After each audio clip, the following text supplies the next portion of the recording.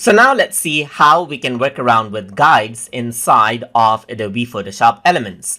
So to work around with guides, first of all, you need to have the ruler turned on. So to do that, you need to go to View right here and then enable out the rulers, as you can see.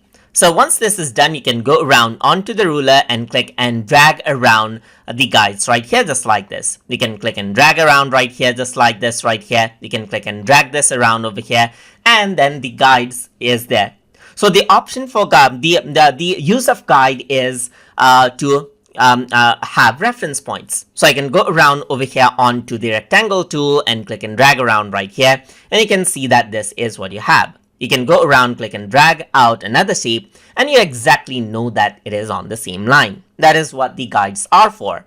So in order for the guides to work as snaps right here, you need to go around onto View and enable Snap to Guides right here. But if I were to go around right here and then use the move tool right here, it snaps to guide right now, as you can see. But if I were to go to View, onto Snap to, and disable the guides, then it won't snap onto the particular guides anymore, as you can see right there.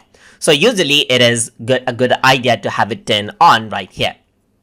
So now what I can do is I can freely move around the guides, as you can see, and if you want to delete out guides, you can simply click and drag them back onto the ruler, and you can bring them back over here as well.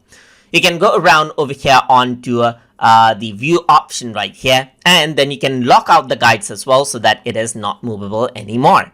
You can go to View right here, and then you can unlock the guides so that it is movable once more. You can go around over here, and then you can clear out the guides altogether as well, or you can click on New Guide over here and then choose the position of the guide. Let's say, for example, I want it in 2 inches vertically, then you can press OK, and the guide is added in over there, just like this. And that is how you can go around and then work around with guides inside of Adobe Photoshop Elements. So I hope you guys learned something as always. And as always, please like, comment, share, and subscribe.